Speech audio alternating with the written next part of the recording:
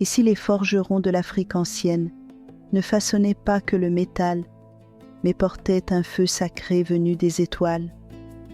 Voici la légende secrète, celle qui raconte la naissance du royaume de Goro. Une déesse, un sacrifice et un héritage qui brûle encore dans le silence des forges. Abonne-toi et laisse-toi emporter par ce conte initiatique inspiré des mythes oubliés de Katiopa. Installe-toi confortablement, l'histoire commence. La légende de Goro.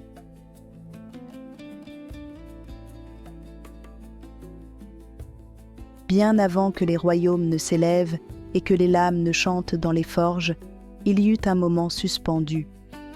Une époque où Katiopa, encore jeune, étendait ses forêts vierges, ses fleuves indomptés et ses montagnes au souffle profond. La terre palpitait d'une vie encore pure, habitée par les premières nations, les premiers chants, les premiers feux. Dans les hauteurs du ciel, au-delà des vents stellaires et des marées cosmiques, vivait une entité qu'on ne nommait pas, car nul nom ne pouvait contenir sa nature. Elle était lumière, mémoire, souffle. Une déesse parmi les veilleurs d'avant le temps. Un jour, portée par les fils vibrants du cosmos, un chant monta vers elle. Un chant profond, fait de feuilles froissées, de racines en croissance et de battements de tambour encore inconnus. C'était l'appel de Katiopa. Alors, elle se tourna vers le conseil des gardiens, ces esprits anciens qui régissent les passages entre les mondes. Katiopa chante, dit-elle. Je souhaite marcher sur ces terres. Un long silence suivit, dense comme un nuage de braise. Puis, le plus ancien des gardiens parla. Tu sais ce qu'il en coûte. 7 jours, pas un de plus. Après cela, ton essence se dissipera si tu restes. Je sais, mais cette terre m'appelle. Je n'y vais pas pour prendre, j'y vais pour ressentir. Le gardien acquiesça. Il traça un cercle de fumée autour d'elle. Tu descendras par Maï, le grand fleuve, le gardien silencieux des portails entre les mondes. C'est là que commencera ton voyage, et c'est là que tu devras revenir avant le 8e lever de soleil. Ainsi fut scellée la traversée. Le fleuve Maï, dans les vallées de Katiopa, se mit à frissonner sous la lune pleine. L'eau s'ouvrit lentement, comme une paupière d'argent. Les roseaux s'inclinèrent, les grenouilles se turent, un souffle descendit. Et la déesse entra dans le monde. Elle n'avait ni couronne ni escorte. Elle portait un simple pagne de lumière tissée. Ses pieds nus touchèrent la terre, et à cet instant, les graines dormantes s'éveillèrent. Les arbres redressèrent leurs troncs. Les oiseaux ouvrirent leurs ailes, sans raison. Katiopa venait d'ouvrir ses bras à une visiteuse venue d'ailleurs.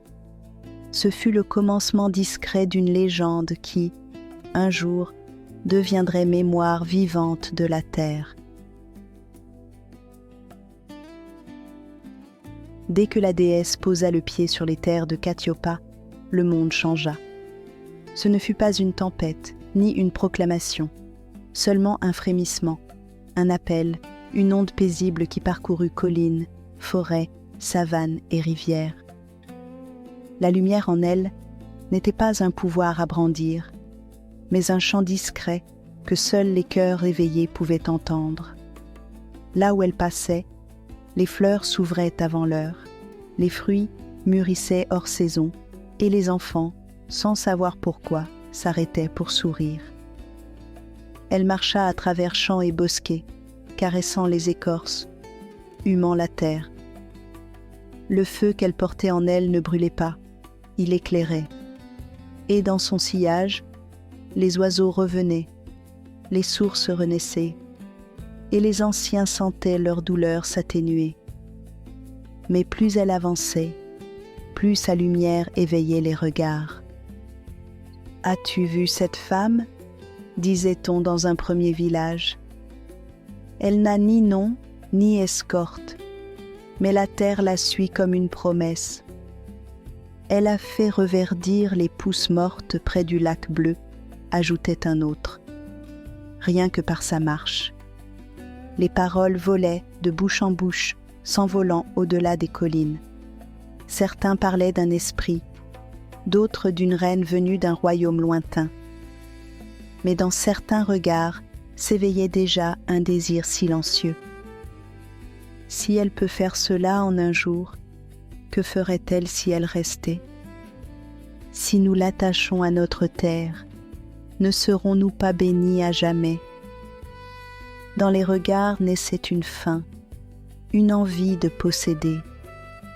La déesse le sentit, elle ne pouvait plus rester invisible. Sur cette terre, elle était faite de chair, et déjà le ciel tournait. Un jour était passé, puis un second. Il ne lui en restait déjà que 5. C'est alors qu'elle entendit les premiers pas des hommes la suivre. Elle changea de route. Elle quitta les grands sentiers, les villages bavards, et suivit un murmure vivant. C'était celui du feu.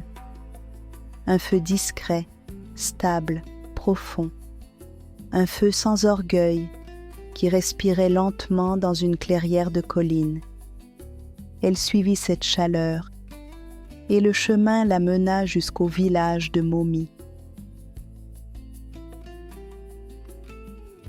Le 5e jour, à l'aube, la déesse atteignit le village de Momi, blotti dans un creux de colline, protégé par les feuillages denses et les grands fromagers.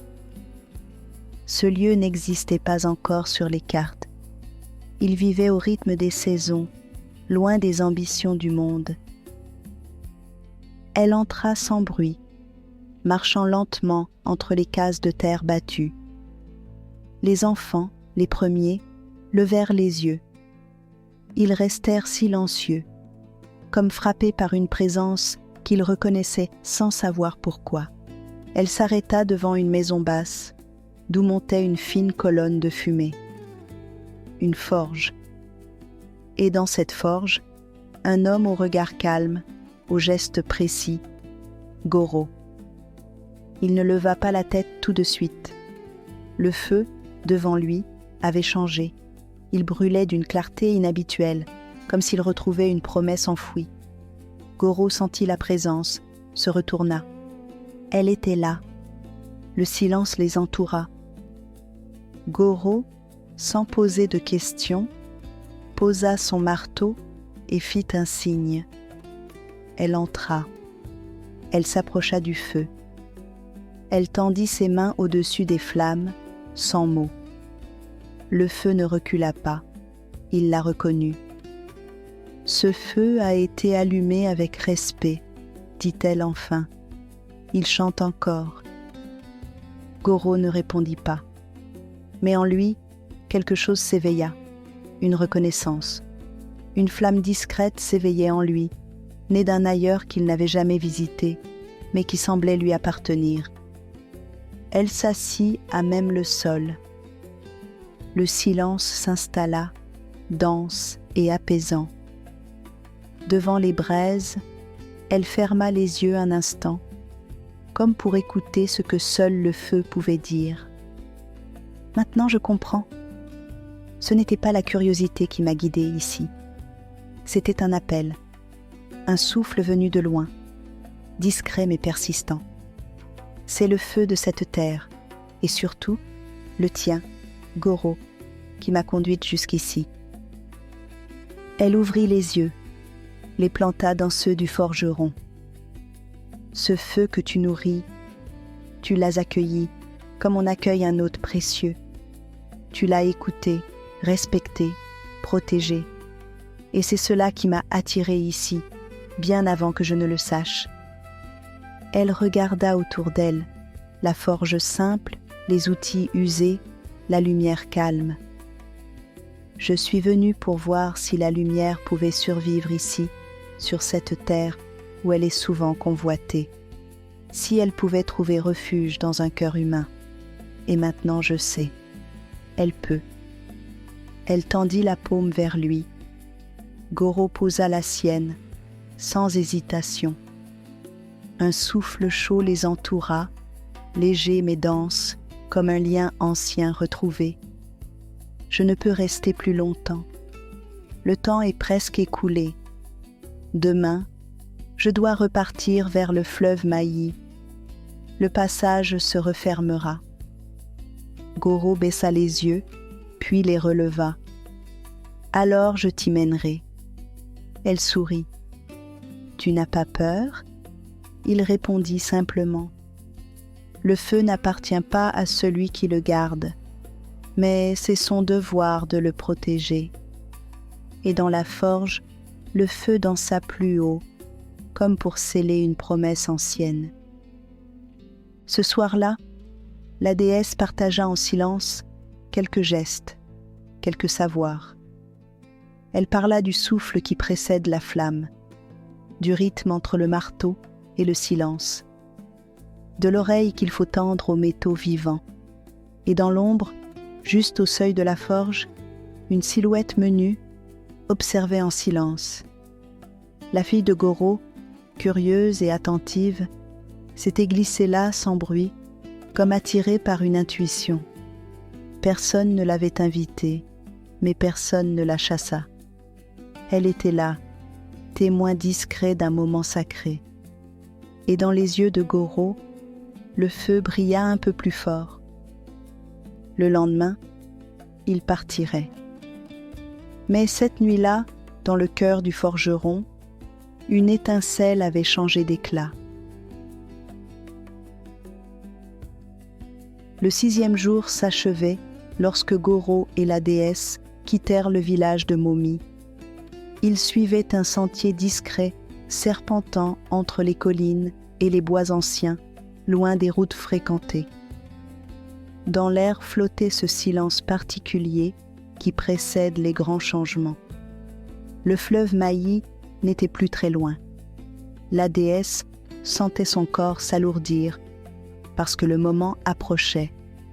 Le passage allait bientôt s'ouvrir et se refermer. Goro, attentif, sentait aussi cette tension. Derrière eux, les rumeurs avaient grossi. Des hommes les cherchaient, pas pour comprendre, mais pour posséder. La lumière attire, et celle qu'on ne peut dompter dérange. Ils marchèrent jusqu'à une hauteur d'où l'on pouvait voir en contrebas le large ruban du fleuve Maï. Il brillait d'un éclat calme. La déesse s'arrêta un moment. « C'est ici, dit-elle. Demain à l'aube, le seuil s'ouvrira. » Goro acquiesça. Il connaissait les lois du monde. Il savait que ce moment-là n'était pas ordinaire. Ils passèrent la nuit sous un grand fromager, entre les racines chaudes et le souffle du vent. À l'aube du 7e jour, les ombres se firent plus pressantes. Des silhouettes descendirent des collines. Des voix montèrent dans les feuillages. Ils arrivaient. La déesse se leva. Son regard ne brillait plus, mais portait une clarté grave. « Je dois y aller. » Goro prit une profonde inspiration. « Tu iras, je resterai. » Elle le regarda longuement. « Ils ne comprendront pas. »« Ce n'est pas pour eux que je me tiens là, » répondit-il. Elle descendit lentement vers les rives du fleuve Maï. L'eau se mit à vibrer. Le passage commençait à s'ouvrir, et derrière elle, les hommes approchaient. Goro, seul, s'interposa. Il leva son marteau.